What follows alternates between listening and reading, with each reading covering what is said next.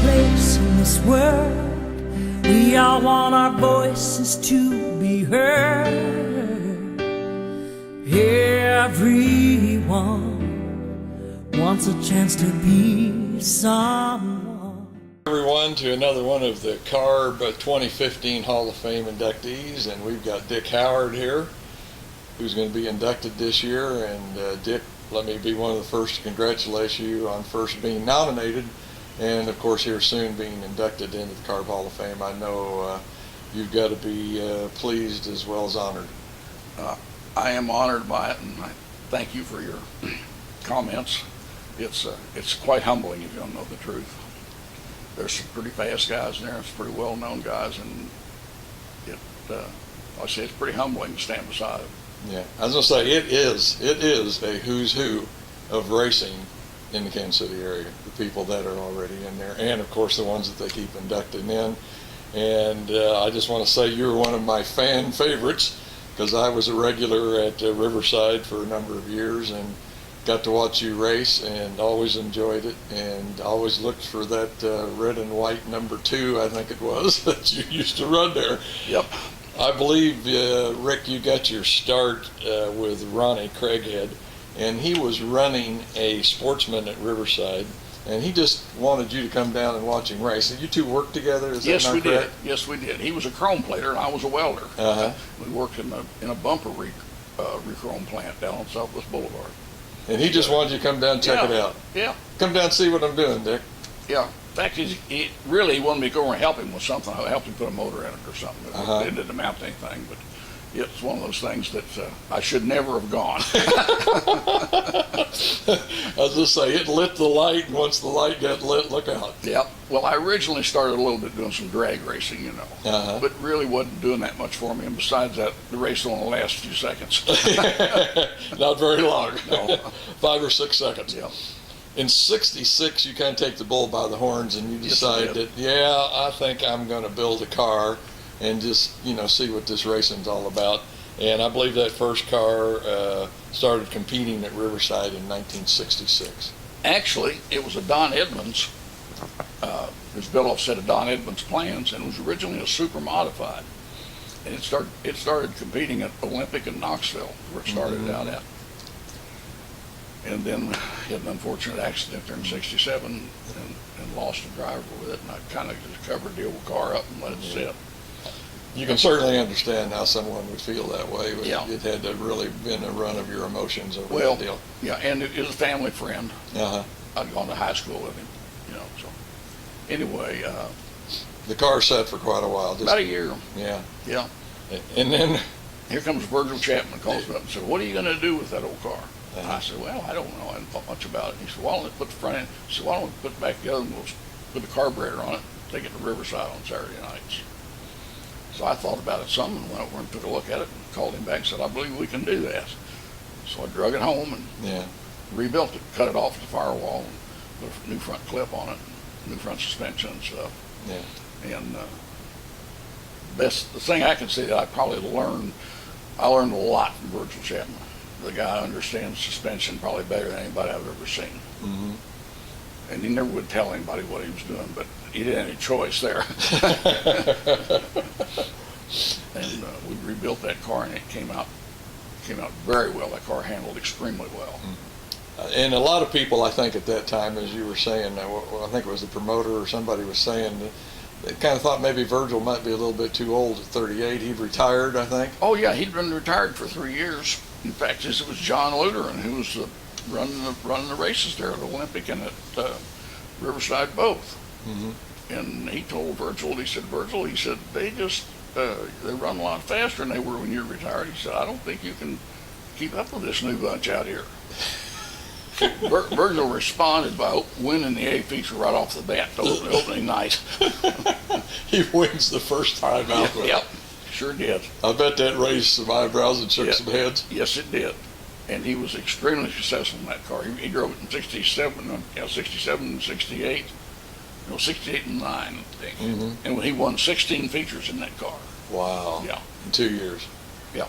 Yeah, and I think you guys were, if I remember right, if I'm look at my notes right, track champion somewhere Yes, in there both too. years. Yeah, both years At Riverside. at Riverside. And I'm here to tell you, folks, I was an eyewitness. There was some tough competition out there. I mean, this wasn't no deal where he just walked in there, you know, with No. a bunch of guys that didn't know what they were doing. I mean, this was probably some of the biggest names that were racing around the Kansas City area at the time. Oh, a lot of them were running there then. You know, Ray Lee was there, Mhm. Sutcliffe was there. Mhm. You know, guys like that. You know, guys that turned out to be champions in their own right Right. in several fields. That's an amazing feat to be able to come back and do that with that kind of competition out there. In 1970, you kind of decide, though, that it might be time for you to do the driving yourself. Yeah, well, Virgil had decided he wanted to go with Jack Potter and build a different kind of car. And rather than go and hire somebody, I said, I think I'll just give it a shot myself. Mm-hmm.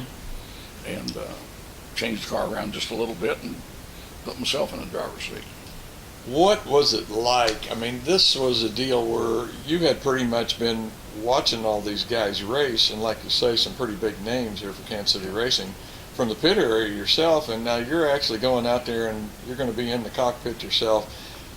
Dick, was it intimidating? Was it overwhelming? Was it any of the above when you actually got out there with them? Actually, it wasn't that uncomfortable.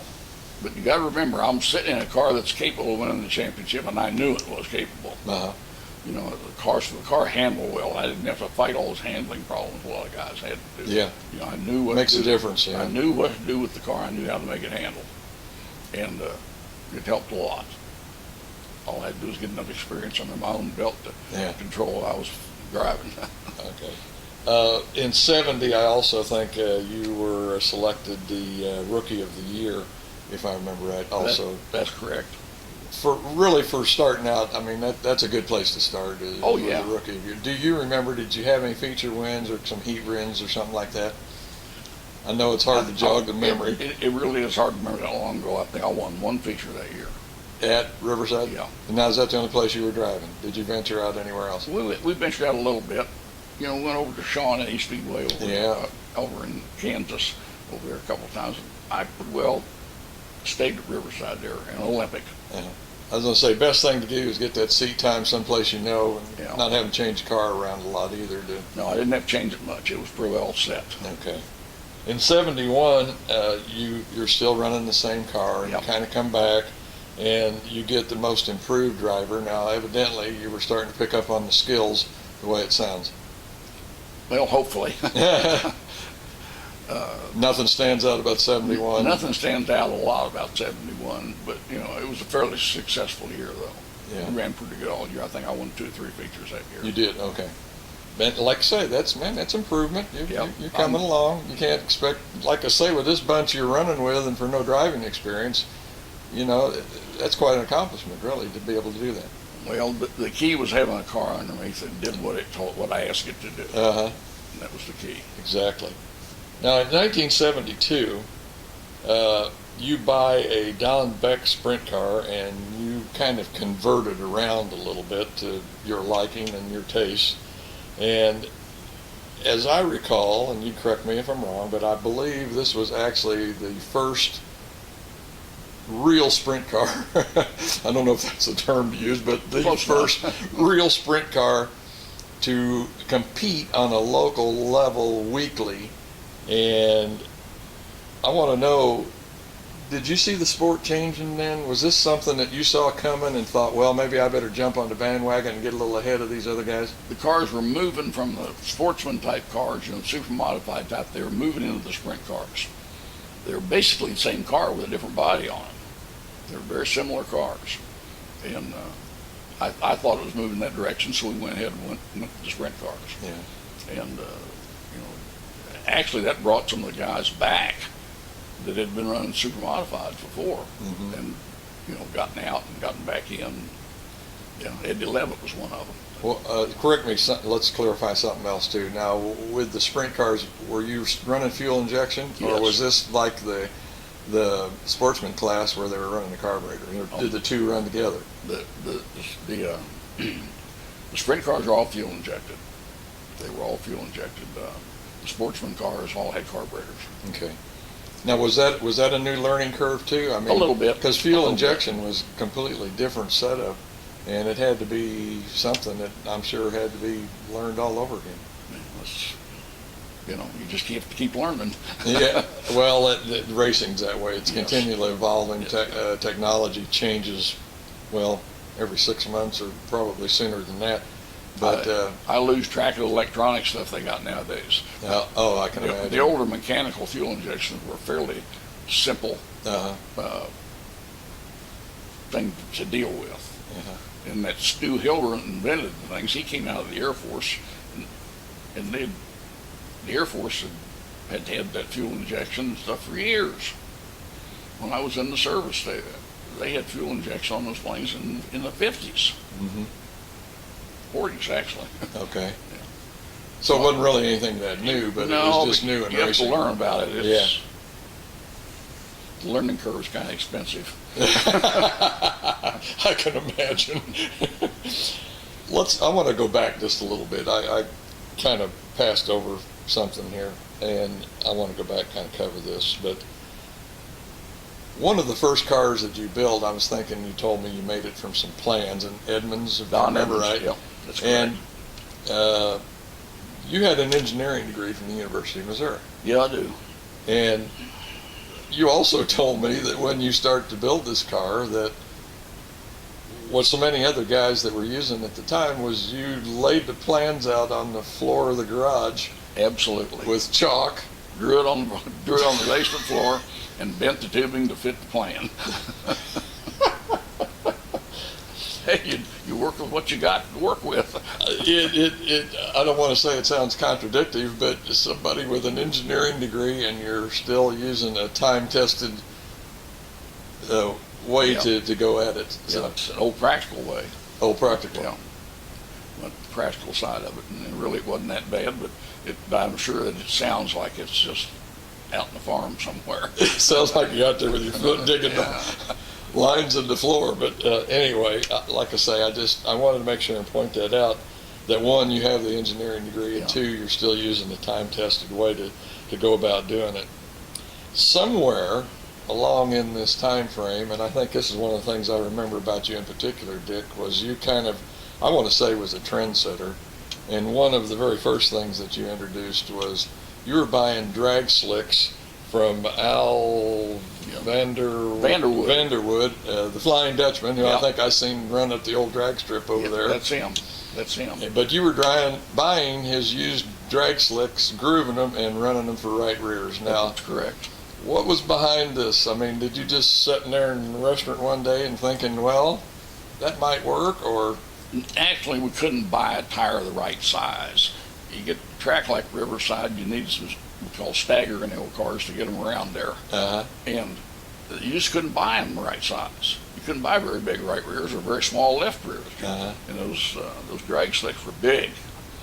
And I got to looking at that and said, that'll get that stagger up where we want it. Maybe I can go that direction. And the boy had to go out here and buy some $300 tire. What did they cost? What was he selling them to for? I was buying them for like $60 a piece from Vanderwood. Yeah. And I think they were only 100 or so new then. But at Riverside was so sticky they'd last all year. Yeah. If you didn't run into something, tear it up. Yeah. Right. I know you probably checked into it, but I mean, they had the proper sidewall and everything you needed? Because I mean, I would think that there's got to be a lot of difference, because you're putting a lot more side force on there than what a dragster is. That's pretty much straight in the line. Yeah, those drag tires had a wrinkle wall on, they call them. But if you could get the pressure down low enough in them, it gave you a long footprint when you stepped on the throttle, which gave you a lot more traction. The footprint would squash down and get twice as big as it would normally be. Oh, okay. Which gave you a lot more traction. Yeah, I think I hear engineering work here. Yeah. You don't realize how much of that stuff you remember. You just kind of fold it into whatever you're doing. Wow, okay. Well, that's one of the first things you do. 1974, you win one of your track championships that you win, which are 4 over the years from 75 through Yeah. 90, and you do it in this sprint car that you Yeah. built. That's correct. One of the other things that you are kind of inventive about is, I think you told me you weighed 135 pounds Yeah. at the time. and did you have an injury, I think you said, or something? And this was the reason that you started thinking about power steering. Really, the reason I was thinking about power steering was we were running Lakeside then. In Lakeside, you needed to run the right front up against the cushion going in and go around the top, and it was rough on you. And I couldn't hardly get out of the car after the feature. So I got to do something about this. So I built a power assist unit that went on top of a Schroeder power steering gear, and it worked real well for me. Yeah. You could drive the car with one hand if you wanted to, and that made a big difference for me. I think that won several races for me. Well, I think you told me on the phone when we talked the other night that you kind of felt like, too, that maybe that's kind of where it might have changed your career a little bit, too, and that Well, I'm you sure thought it you did. won more races after I that did. than you did before you had it because of the getting so tired and, like you say, Oh, yeah, in the I car. was just wore out. At the end of the 30-lap feature, there was nothing left of me.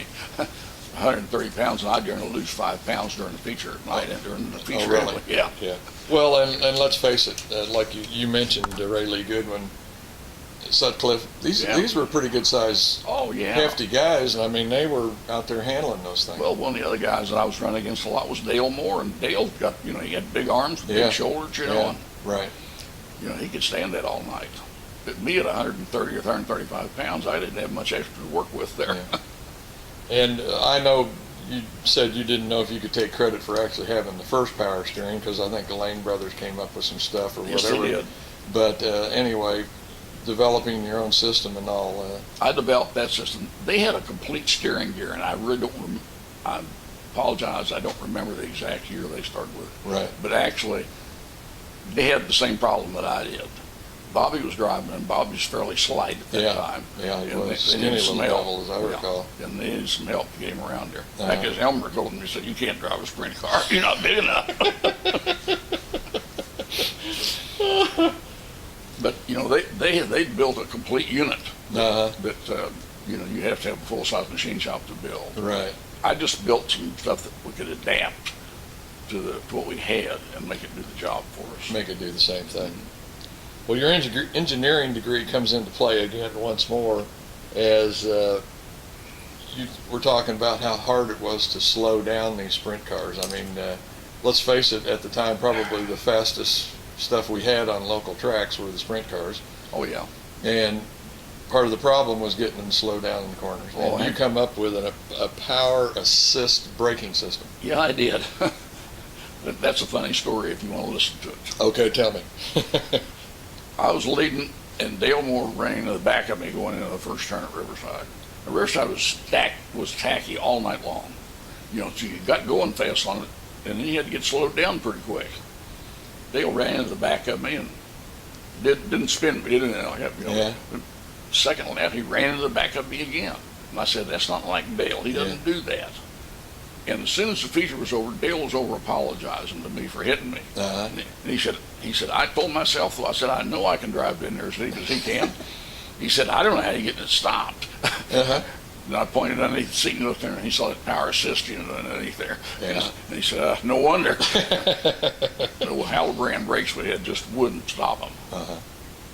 And that power assist. In fact, it was early in the night when it was greasy, you had to be careful. You kill the motor with it. Oh, really? Yeah. Oh, wow. Okay.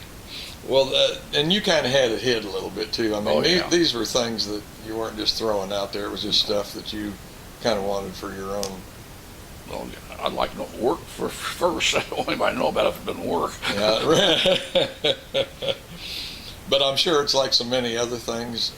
When one guy's got it, and if they think you're really doing any good with it, then they want it too before too long, and then everybody's got it. There's nothing secret more than about 90 days, I don't think, out there. But you won't find a sprint car running that doesn't have power steering on it now. Yeah. During this time, because we're kind of working our way down, well, we're only like in 74, 75, but on through 75 through 90, you continue to race. Excuse me.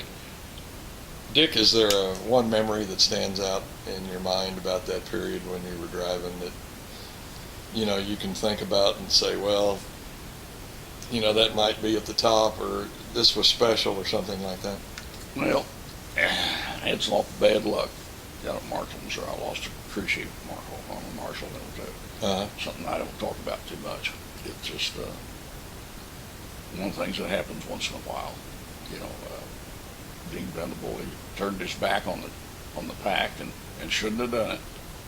And the car, they had some kind of big mess on the back straightaway, and one of his cars came out to the infield and got him. That of course, you're never going to forget that. That's always going to be with me. Right. But like I said, we ran against some really good guys. We ran against a guy named Hooker Hood out of Tennessee. Heard the name, yes. What a brute that guy was. Oh, yeah? And very entertaining fella. Hooker Hood came to Marshall with us one night, and he won the main that night. And he puts a 1200 on a right front, and that's like a right rear. Yeah. And he didn't have power steering then. When the main was over, he got out of the car and walked around the car to pick up his trophy on his hands. Oh, Flipped really? up on his hands and walked around the front of the car. This guy's putting on a show. Yeah. The crowd loved him, Mm-hmm. And he was a really entertaining fellow anyway. He was fun to be around. We got down to West Memphis, Arkansas, was where he ran a lot there. In the year before they started running wings here, I said, let's see if I can get a jump on them. They're still racing down there. We're through here. So I wasn't too popular around the house for a while. I sent my two pit boys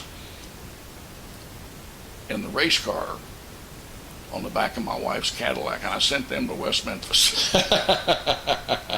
And me and a guy named Don Black flew down Saturday morning. Yeah.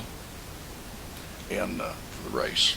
But anyway, Bob Tolman was down there, and he was in Chuck Greenway's car, and they had some kind of throttle problem when he was timing in. Bob got upside down over the wall there in 1 and 2, and they would run some big special race like they run two features back to back, Yeah.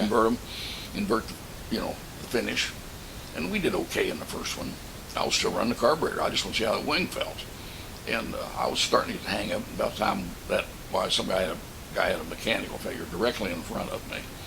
And I'd already committed, and there was no way out. I turned over and tore up Stan Borowski's wing. And this Hooker Hood is parked down there, just a couple of cars down from me, and we get in there, and he kind of looked over at me, and he said, you all from Kansas City sure are thrilling to watch.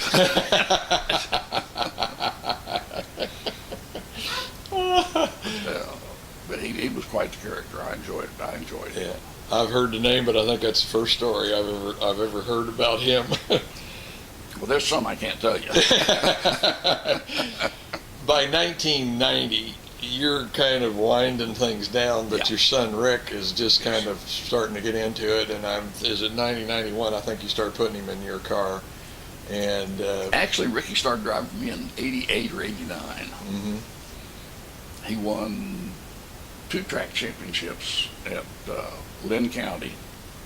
that's what it was called. We were trying to think of it the other night. Lynn County Raceway is in Pleasanton, Kansas. Joe Booth was promoting that racetrack, and Ricky was driving a coilover car, one of Trossel's cars. So he flew out I-70 with the thing and landed about 6 rows deep in the parking lot. Yeah, I was there. And anyway, Ricky just told me, he said, Dad, he said, I know I need to be right up on that wall. He said, I'm having trouble making myself go up there. I said, we're not in it for anything but the fun. That isn't fun. We'll just park it. Uh-huh. We parked it beside the garage, and Joe Booth called me up and he said, I know you guys like them short tracks. I said, don't you get to a car and come down. Ricky got the coilover car out, and we went over it and went down there and won a point championship with it. I'll be darned. Yeah. And it was, that's, you always like to see your children do well. Yeah. In fact, he won 2-point championships down there with it, and then he won at Moberly with it. Moberly. We switched from that car to a Cheney car. It's an odd spelling. Schnee. Brian Cheney was building them, and Brian Chenet is Doug Wolfgang's brother-in-law. Mm-hmm. And I'm telling you, that's probably one of the best cars we ever had. I'll be darned. Right. You know, we won a lot of races at Marlboro. We ran so good at Marlboro that they had a $500 bounty on us if you could beat us. Paid an extra $5, you could beat us. Yeah. I think that was '91 when Yeah. you won. You Yeah. won both track Yeah. championships Yeah. that same year. You know, this is really not going to be your first award. If I could just read off a couple of them here that you've already received. You've had the Ken Williams Award. Yes. You've won the Bill Hobart Yeah. Award, the Lee Fagley Award, Yeah. and the Taylor Weld Award. That meant something to me. The Taylor Weld. Yes, it did. Why so? Because I thought so much of him. Yeah. He was the original of the original. He was a racer's racer. Mm-hmm. And, as grouchy as he acted most of the time, he really wasn't grouchy. It's just the way he acted. Uh-huh. Nice guy, and would always help you. Never had to worry about anything. Yeah. That was one thing that seems like I've heard from many racers would help just about anybody. Oh, yeah. And whatever else goes out on the track, that's something else. Mm-hmm. Once you get off the racetrack, they're the nicest of people. I've made friends in this sport that will last the rest of my life. And that's one of the reasons I'm going to the Chili Bowl tomorrow. Mm-hmm. Well, I think like you've also told me a couple of times is that when you were at the track, you were kind of quiet, and people took that as maybe being stuffy or uppity or whatever. Yeah, they did. And I really wasn't that way at all. I was trying to get my head inside the game. All right. You need your wits about you out there. You really do. Yeah, I was gonna say that's some serious stuff. Your life's on the line every time you go out there, Yeah, and you got to have your mind in the right place. I know you got to edit this thing to some degree. This may or may not be of interest. The edit point. No, Okay, go ahead. I had a young man lived down the street from me, was studying to be a doctor, and he was writing his thesis. And he said, I want to put a heart monitor on you when you're racing. I want to see what happens. Uh-huh. And at that time, my normal heart rate was about 60 or 65. Oh man, that's a runner's heart. Well, when I came in the pit gate, it started up. Uh-huh. And by the time I got my suit on and got belted in, it'd be close to 100. Oh really? Wow. And he did it 3 times because he thought surely it was wrong. Uh-huh. Because as soon as the motor started, that baby dropped back to 60 and it stayed there. Oh really? Until the race was over. Yeah. It stayed through the whole race. So that's kind of like you hear a lot of them talking about football, basketball, whatever, the anticipation. But once the game's on, you settle right down. You settle right down, and Yeah. And of course things happen so fast. I've heard people talk before about how it's like in slow motion sometimes. It is. It is one of the most unusual things that ever happened to me that I simply wasn't geared for. We used to race the fairgrounds at Topeka. Mm-hmm. And the flag stand stuck out over the racetrack.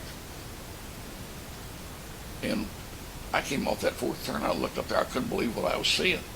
The flagman had a stroke and fell out of the stand onto the racetrack. Onto the track in the middle of a race. I said, "My God, what's going on here?" Well, you're not geared to react to that. No, huh? You got to figure out what's going on. Uh-huh. And fortunately, nobody hit him, and he got over it. Oh my gosh! Lord, you have things like that happen that you're not geared to look for. You're looking for spinning cars and things of that nature. You're not looking for a person out there on the racetrack. Right. Speaking of Topeka, here's some of the tracks that Dick ran at. How about, of course, Lakeside, Riverside, Olympic, Marshall, Sedalia, Topeka, Knoxville, Double X Speedway, Moberly, and well, they call it Shawnee Speedway. Shawnee, yeah. Shawnee. It was, one of the Myers brothers. Mm-hmm. It actually was closer to Lawrence than it was to Topeka. Yeah, it was. On old, was it not 32? What was it? I can't, well, that's not important. But anyway, was one of those your favorite? Actually, no, but we ran there a lot, though. Yeah. Well, I say, was one of them your favorite? It was one of my favorite. I will tell you, I love Lakeside. I really did. but we were very successful at Lakeside. Mm-hmm. I don't care what kind of racetrack it is. If a driver does well at a track, he'll like that track. No, no kidding. Without a doubt, Yeah. I know what I you like mean. Riverside too. I really Yeah. do. Yeah. Yeah. Quite a difference in size and banking and Size. everything, right? And I honestly did not know if I'd be able to make the adjustment from the quarter mile to the half. You know, I was concerned with that. Mm-hmm. And fortunately, I found it easier to run the half than the quarter. I'll be darned. I thought the speed would probably Yeah. be enough to maybe intimidate me, but it wasn't. Well, what drivers have told me, tell me if this is wrong, but they tell me you got more time to think on a half mile. Yeah. A quarter mile, you're hammer down, and Yeah, then you're busy. You're turning, then it's the hammer down, then you're turning. Where what I hear them talk about at the new Lakeside is like the guys that have come from the smaller tracks. They say, "Well, shoot, I can even think about the race while I'm going around the corner, let alone down the straightaway, Yeah. because the corners are so sweeping." Short tracks are a lot of fun. The action rate is real high. But the longer half miles, you know, you get a chance to rest a little bit. Uh-huh. Get a chance to flex your hands, Right. go down the straightaway, Uh-huh. and things of that nature. Okay. Here's some of the organizations you run with: MAARC, Yep. MSCA, Yeah. the NSCA. They're all over the place. Then these were pretty much around the Midwest, Yeah. right? Yeah, they were. Here, Kansas City area. I kind of stayed in the four-state area here. Right, right, I didn't okay. go far out. But now, what about USAC? Did you just catch them when they passed through, or? Every now and then, if I could get in, they didn't like me much, but Yeah. they would let me run if there's, you know. Tell me that this is true. Now, I used to hear a lot of the old-time racers say when USAC come to town, and this is not necessarily a slam against USAC, just a fact, but sometimes they would just find a reason to disqualify you if you did very good. I don't know that they actually did that or not. I wouldn't surprise me though. You know, they didn't like you much if you weren't one of the boys. One of the that ran guys, all the yeah, time. one of the bunch that traveled with them. Yeah. How about IMCA? I mean, that was pretty much IMCA fair a lot. racing, wasn't it? Joanne, help. We got a neighbor. What about IMCA? IMCA was okay. They was run out of Iowa. Now, wasn't that mostly fair racing also? Yeah, it was. Yeah, Missouri State Fair was an IMCA race. Okay. Okay. Bella, get out of here. Go on. We don't need your help in this interview. We have a friend. Edit you out. Well, Dick, let me just say that, man, it's been a ball talking about all this stuff, because it is something that actually happened where I got to see a lot of it. And Yeah, I once know you did. again, let me say congratulations on being inducted into the Carb Hall of Fame. Well, I thank you again, and like I said, it's quite a humbling experience. It is for me anyway. Congratulations, buddy. Thank you again. Uh-huh. You got it. We got We all have dreams we need to dream, but sweeter than every star you can reach is when you reach and find you found someone. You'll hold this world's most priceless thing, the greatest gift this life can bring. If you can look back and know you were loved,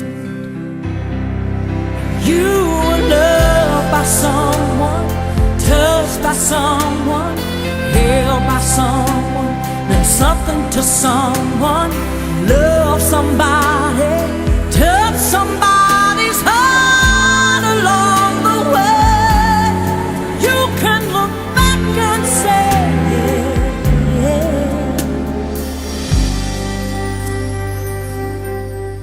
you were loved.